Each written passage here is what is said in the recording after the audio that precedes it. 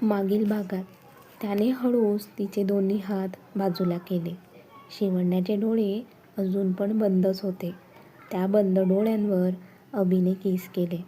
हळूहळू तो तिच्या पूर्ण चेहऱ्यावरून ओठ फिरवायला लागला. त्यानंतर तिच्या मानेजवळ ओठ फिरवायला लागला आणि त्याच्या स्पर्शाने तिच्या तोंडून उसासे बाहेर पडू लागले. शेवटी त्याने तिचे लालचुटूक ओठ ताब्यात घेतले आणि तिला किस करू लागला. शिवण्या पण त्याला साथ देत होती. दोन्ही भान हरपून एकमेकांना किस करत होते. तिला त्रास होणार नाही याची काळजी अभि घेत होता. किस करत ते बेडवर इकडून तिकडे फिरत होते. आता दोघांचे श्वास जड झाले होते तसे ते दोघं बाजूला होतात. शिवण्या तर आताही लाजून त्याला घट्ट मिठी मारते. तो तिच्या केसांवरून हात फिरवत, "शोना, तू अशी लाजत राहशील तर आपल्या फर्स्ट नाईटमध्ये काहीच होणार नाही." यावर पण ती चांगलीच लाजली. ती त्याच्या चेस्टवर डोकं टेकवून झोपली होती आणि अभि तिच्या केसांमधून प्रेमाने हात फिरवत होता. कधी तिला झोप लागली तिचे तिला कळले नाही. तिची काही हालचाल नाहीये बघून अभिने तिच्याकडे पाहिले तर ती झोपलेली होती. त्याने हळूच तिला बाजूला केले. तिच्या अंगावर ब्लँकेट टाकले आणि तिच्या कपाळावर किस करून तो बाजूला झाला. त्याने कपडे घातले तोच त्याला जॉनचा मेसेज आला. त्याने तो रीड केला आणि मोबाईल बाजूला ठेवून त्याने जेवणाचे ताट हातात घेतले. शेवटी त्याच्या हनीने आणले होते त्याच्यासाठी. तिच्याकडे पाहत तो जेवण करू लागला. जेवण झाल्यानंतर पुन्हा तिच्या शेजारी आडवा झाला. आज घरातील सगळ्यांना बघून आधी घाबरली होती खरं, पण नंतर आनंदाने सगळ्यांमध्ये मिसळली होती याचा अभिला आनंद होत होता. तो बराच वेळ तिच्याकडे पाहत असतो. तिला पाहताना कधी सकाळ होते त्याचे त्याला कळत नाही. आता पुढे ती झोपल्यानंतर अभि मात्र तिलाच पाहत असतो. तिला पाहण्यात एवढा गुंग होतो की रात्र सरून सकाळ होते. त्याच्या मोबाईलला अलार्म वाजतो तेव्हा तो उठून अलार्म बंद करतो. शिवण्याकडे पाहतो तर ती शांत झोपलेली असते. तो हळूच खाली वाकून तिच्या कपाळावर किस करतो आणि बाजूला होतो. शिवण्याला जरा उशिराच जाग येते. ती शेजारी पाहते तर अभि तिथे नसतो. ती उठून आवरायला जाते. तिचं आवरून बाहेर येते. नलूमावशी किचनमध्ये काहीतरी बनवत होत्या. शिवण्या पण त्यांच्याजवळ येते. "मावशी, आज सगळं काही मी बनवणार आहे." आणि ती कांदा चिरायला घेते. अभि वर्कआउट करायला गेला होता. तो वर्कआउट करून येतोच की त्याला शिवण्याचा आवाज किचनमधून येतो. तो किचनमध्ये येतो तशा नलूमावशी बाहेर निघून जातात. तो शिवण्याच्या मागे जाऊन उभा राहतो. ती कांदा चिरण्यात एवढी गुंग होती की तो मागे उभा आहे तिला कळतही नाही. तो हळूच तिला मागून मिठी मारतो. त्याचा स्पर्श होताच ती शहारते. तो मात्र तिच्या केसांमधून त्याचा चेहरा फिरवत तिचा सुगंध घेत असतो. तो हळूच तिच्या कानाच्या पाकडीजवळ ओठ नेत बोलतो, "शोना, मला 1-2 दिवसांसाठी बाहेर जायचे आहे." तो असे बोलताच ती वळून त्याच्याकडे पाहते. तो त्याचे हात ओट्याला मागे टेकवून तिला बंदिस्त करतो. तो पुन्हा तिच्या डोळ्यात पाहत, "शोना, मी 1-2 दिवसांसाठी बाहेर जाणार आहे." तो असं बोलताच तिचा चेहरा पडतो. तो तसाच पुढे होत तिच्या गालावर ओठ टेकवतो. तशी ती डोळे बंद करते आणि तो तिच्या दोन्ही डोळ्यांवर किस करतो. त्याच्या स्पर्शाने तिचे ओठ हलत असतात. तो तिच्या लालचुटूक ओठांवर त्याचे ओठ टेकवतो आणि तिला किस करायला लागतो. हळूहळू शिवण्या पण त्याला साथ देत असते. दोघं एकमेकांना भान हरपून किस करत होते. एवढे की ते विसरून गेले होते की किचनमध्ये आहे म्हणून. बाकी घरातील उठून हॉलमध्ये येतात. त्यांचा आवाज येताच हे दोघं भानावर येतात आणि बाजूला होतात. अभि हसत त्याच्या ओठांवरून हात फिरवत बाहेर निघून जातो आणि ती लाजून स्वतःचे श्वास कंट्रोल करण्याचा प्रयत्न करते. पण ते 2 दिवस सोबत नसेल म्हणून तिला पण खूप वेगळे वाटत होते. अभि त्याच्या रूममध्ये बॅग भरत होता. शिवण्या त्याच्यासाठी कॉफी घेऊन येते. त्याने जेव्हापासून तिला सांगितले होते तेव्हापासून ती खूप नाराज होती. अभिचे लक्ष तिच्याकडे जाते आणि तिचा उतरलेला चेहरा बघून त्याला कळतं की ती नाराज आहे म्हणून. तो कॉफीचा मग हातात घेत तिच्याकडे पाहत एक एक सिप घेत होता. शोना, काही बोलायचं आहे का? ते तुम्ही कधी येणार? शोना, खूप महत्त्वाचे काम आहे म्हणून जावे लागत आहे, नाहीतर गेलोच नसतो मी. कॉफीचा मग खाली ठेवून तो तिला जवळ ओढतो आणि घट्ट मिठीत घेतो. ती पण शांतपणे त्याच्या मिठीत असते. दोघं बराच वेळ एकमेकांच्या मिठीत होते. काही वेळाने ते बाजूला होतात. शोना, आता घरातील सगळे आहेत तुझ्यासोबत, तो तिला समजावत असतो आणि ती पण त्याला समजून घेत असते. पूर्ण दिवस अभि शिवण्या आणि त्याच्या फॅमिलीसोबत घालवून तो संध्याकाळी सगळ्यांचा निरोप घेऊन निघतो. तो निघताना तिचे डोळे पाणावतात, पण ती स्वतःला सावरत. अभि, जॉन आणि सचिन वेगळ्याच प्लॅनसाठी सिटीमधून बाहेर पडले होते. अभि जे काही करत होता ते शिवण्यासाठी करत होता. इकडे शिवण्याला काही केल्या झोप येत नव्हती. ती इकडून तिकडे कूच बदलत असते. मी आजीजवळ जाऊ का? जातेच. आणि ती उठून आजींच्या रूमजवळ येते. दरवाजावर टकटक वाजवते. आजी आजोबा जागीच असतात. आजी दरवाजा ओपन करतात.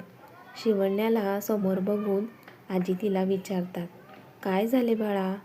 ते आजी, मला झोप येत नाहीये, तर मी तुमच्याजवळ झोपू का? आजी हसत, हो ये ना. शिवण्या आत येताच आजोबा बाहेर निघून जातात. शिवण्या आजींजवळ झोपते. आजी तिच्या डोक्यावरून प्रेमाने हात फिरवतात. त्याने शिवण्याला झोप लागून जाते. असे 2 दिवस निघून जातात. या 2 दिवसात अभिने त्याचे काम केले होते आणि तो घरी जायला निघाला होता. तो येणार म्हणून शिवण्या खूप हॅपी होती. तो येणार म्हणून सकाळी सकाळी ती लवकरच उठली. तिचं आवरून बाहेर आली. अजून नलू मावशी पण आल्या नव्हत्या की अचानक बेल वाजली. समोर कोणी नसल्यामुळे तिने दरवाजा ओपन केला, पण समोर कोणी नव्हते. ती दरवाजा बंद करणार की तिला खाली काहीतरी दिसले. तिने ते पॅकेट हातात घेतले आणि दरवाजा बंद करून आत आली. आत येताच ते पाकीट तिने ओपन केले. त्यातील फोटो बघून तिचे डोळे मोठे झाले. पण अचानक तिला आजी आजोबांच्या रूमचा दरवाजाचा आवाज येतो. ती पटकन तिच्या रूममध्ये जाते आणि ते पाकीट ती कपाटात ठेवते. खूप घाबरली होती ती. तोच पुन्हा बेल वाजली. आजी आजोबा हॉलमध्ये असल्यामुळे त्यांनी दरवाजा ओपन केला. बाकी घरातील सगळे तिथे आले होते. तोच अभि पण आला. अभिला बघून सगळ्यांना खूप आनंद झाला. सगळे हॉलमध्येच बसून त्याच्याशी गप्पा मारत होते. पण त्याची नजर मात्र शिवण्याला शोधत होती. इकडे शिवण्याने ते पाकीट पुन्हा कपाटातून काढले आणि एक एक फोटो ती पाहू लागली. ते फोटो बघून तिचे अंग थरथर कापत होते. डोळ्यातून अश्रू ओघळत होते. अभिची तिला शोधणारी नजर बघून आजी हसतच म्हणाल्या, अभि, तू जिला शोधत आहे ना, ती रूममध्ये आहे. जाऊन भेट तिला. अभि पण हसतच रूममध्ये जायला निघाला. कारण त्याला असे झाले होते, कधी तो त्याच्या शोनाला पाहतोय म्हणून. तो आत येतो तर त्याला शिवण्या खाली बसलेली दिसते. तिला तसे बघून त्याला खूप काळजी वाटते. तो पळतच तिच्याजवळ येतो. शोना, काय झाले तुला? तो तिला मिठीत ओढून घेतो. तो तिच्या पाठीवरून हात फिरवत तिला शांत करण्याचा प्रयत्न करत असतो की तोच त्याचे लक्ष त्या फोटोंकडे जाते आणि त्याला धक्काच बसतो. तो शिवण्याकडे पाहतो तर ती बेशुद्ध पडली होती. तिला तसे बघून अभि जोराने ओरडला. त्याचा आवाज ऐकून घरातील बाकी सगळे त्याच्या रूममध्ये पळत आले. अभि शिवण्याला तिथेच नीट घेऊन बसला आणि तिच्या गालाला टॅप करत तिला उठवण्याचा प्रयत्न तो करत होता. बाकी घरातील पण शिवण्याच्या काळजीने त्याला विचारत होते शिवण्याला काय झाले म्हणून. तोच समीरचे लक्ष त्या फोटोकडे जाते आणि तो ते फोटो हातात घेऊन पाहू लागतो. ते फोटो बघून त्याला धक्का बसतो आणि तो 2 पावले मागे सरकतो. बाकी घरातील पण ते फोटो बघून शॉक होतात. अरे तुम्ही आधी डॉक्टरांना बोलवा, आजोबा बोलतात. तशा नलूमावशी डॉक्टरांना बोलवतात. नलूमावशी डॉक्टरांना फोन करतात. काही वेळातच डॉक्टर येतात आणि शिवण्याला चेक करतात.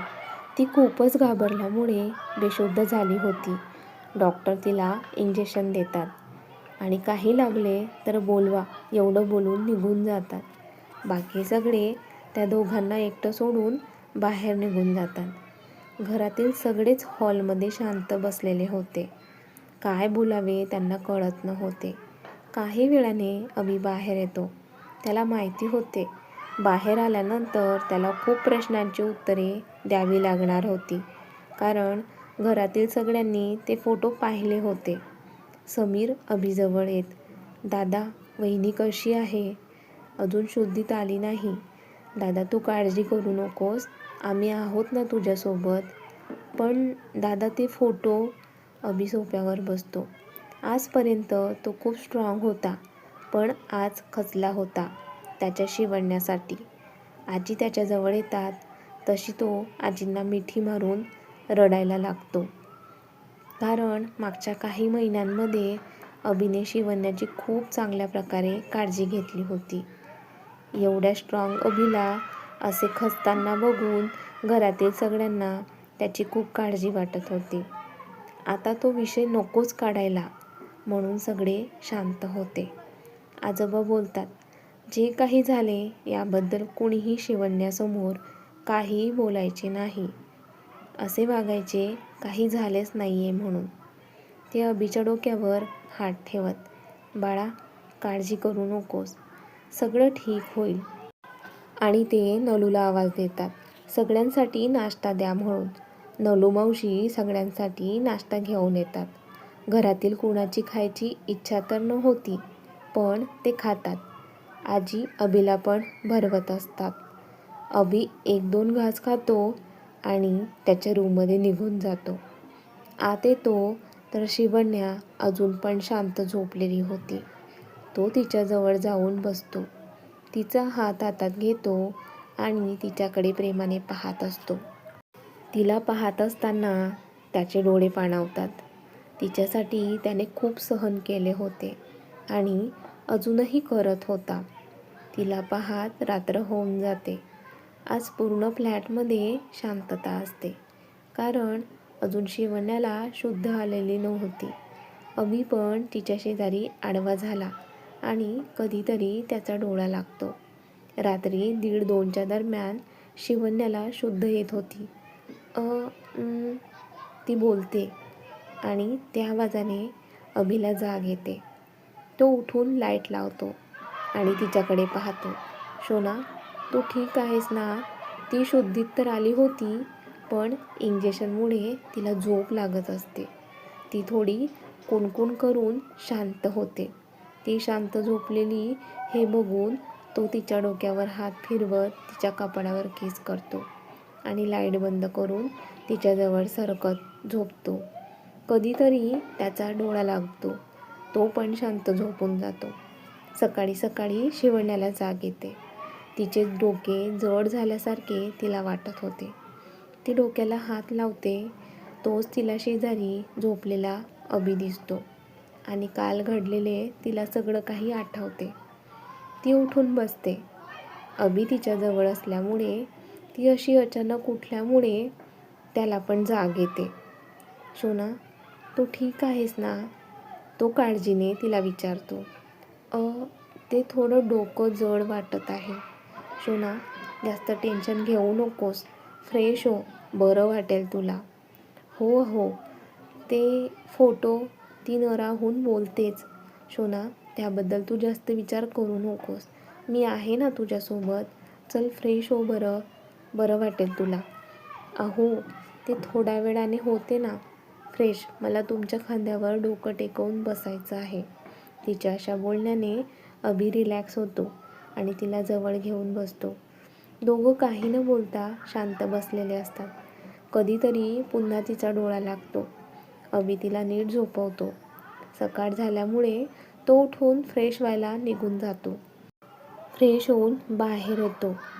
त्याचे वर्कआउटला जायची अजिबात इच्छा नव्हती. तो फ्रेश होऊन बाहेर आला आणि गॅलरीमध्ये जाऊन लॅपटॉप ओपन करून त्याचे काम करू लागला. काम करण्याची अजिबात इच्छा नव्हती, पण सतत शिवण्याबद्दल काळजी वाटत होती. कोणी फोटो पाठवले असतील याचा विचार अभि करत होता की त्याला सचिनचा कॉल आला. अभिने त्याचे विचार झटकले आणि फोन घेतला. त्यांची महत्त्वाची मीटिंग होती. अभि गॅलरीमध्ये बसून मीटिंग अटेंड करत असतो. त्याची मीटिंग अर्धा पाऊण तास चालते. त्या वेळेत घरातील शिवण्याला पाहायला येतात, पण ती झोपलेली असते तर निघून जातात. अभिची मीटिंग संपताच तो आत येतो. शिवण्याला पण जाग येत असते. ती डोळे किलकिले करून पाहते तर अभि तिला समोरच दिसतो. अभि नॉर्मलपणे शोना गुड मॉर्निंग म्हणतो. ती पण हळूहळू उठून बसते. त्याला गुड मॉर्निंग म्हणते. शोना, आता ठीक वाटत आहे ना? ती एवढंच बोलते.